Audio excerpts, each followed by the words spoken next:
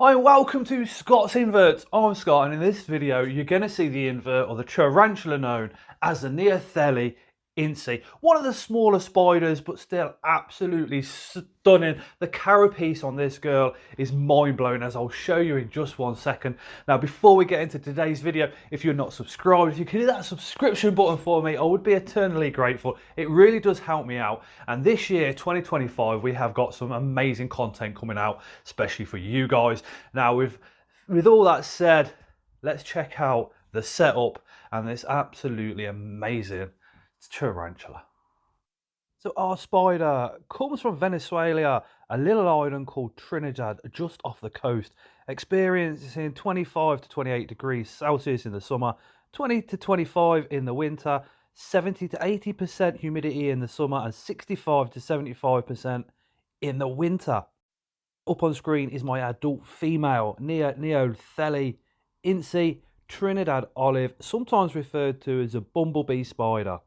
They're a New World fossorial, heavy webbing spider on the smaller side. These spiders are very skittish, very quick to run away, very fast to jump back out the enclosure that you just put them in. So be very, very careful when you're rehousing them. Have plenty of catch cups around you. Now, females can live for up to and around 7 to 10 years, where males it's 1 to 2.5 years. Females can mature within 2 years. Males can mature at around 1 to 1.5 years of age. So, as you can probably guess from that, we're going to put these in the bracket of fast when it comes to growth speed. Now, this female, I do want to pair her, so this is one of the reasons why we've gone for the enclosure.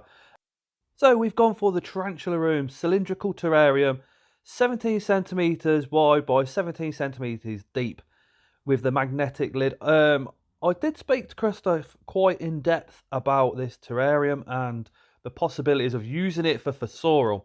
Now, what he said and demonstrated to me as well is that as a fossorial species, when they go underground, they make a round burrow. And with the cylindrical terrariums, what the spiders will actually do is go down the side and they'll make their burrow around the edge, or the inside edge of that cylindrical shape. And what that will allow us to do is look into the burrow and check for that all-important egg sac.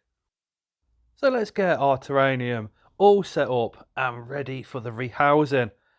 Now, with the humidity for this one around 70%, we're going in for a light spray just to help kick that humidity off. So I'm going to spray the inside of the enclosure before putting some substrate in. Now, the substrate that I'm using today is peat moss. It's absolutely amazing for burrowing species. And all we're going to do is put 1 inch to 2 inches in, some firm tap downs, and then give that layer a little bit of a spray again with the water, and then repeat that process until we're just over 3/4 of the way up on the side of the enclosure. Just like that. And we'll get to this point, we're thinking decor, we're thinking moss, water dishes, that type of thing. So to start things off, just spray the top of the surface just very lightly. Don't worry about getting dirt on the side of the enclosures. Use a microfiber cloth, just wipe it around the edge, get rid of any extra spillage, and then on the inside as well. So what I do is just tightly wrap that around one of my fingers just to be able to get inside there and give it a clean. Now, I only really bother to do the front half. The back half we're not going to see very often, so if that's got a bit of water on it, I'm not too bothered.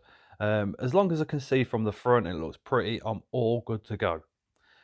So, little piece of cork bark for the hide. Now, it doesn't have to be curved or high up, as long as we can create that starter burrow like I'm doing with my thumb just underneath it. That's absolutely perfect for a burrowing spider.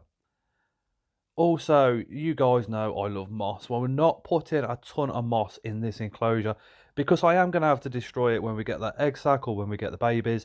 So I'm just going to put a little bit in. Now, moss takes on 8 times its own weight in water, so it's fantastic for high humidity species, especially when we're looking at New World terrestrials and pairing, like we will be with this Trinidad Olive. Little bit of substrate just to block off the back of the burrow so our spider feels nice and safe.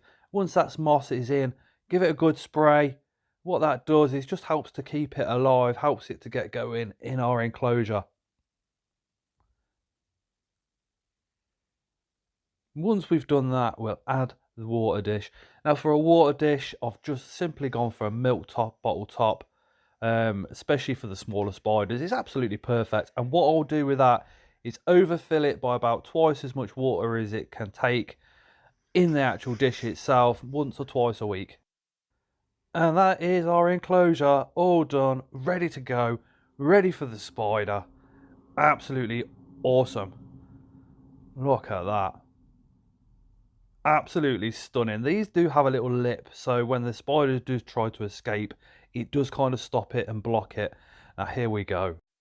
In with our adult female, and again these can be very skittish, so have plenty of catch cups, be ready for it to come running out.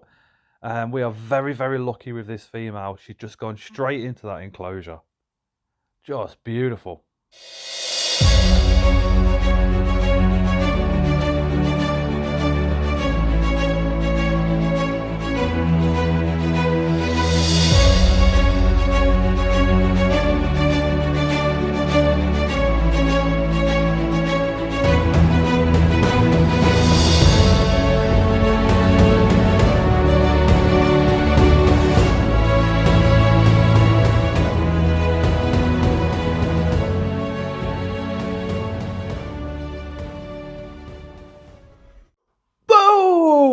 Neoholothele N.incei, what an absolutely stunningly beautiful spider that is.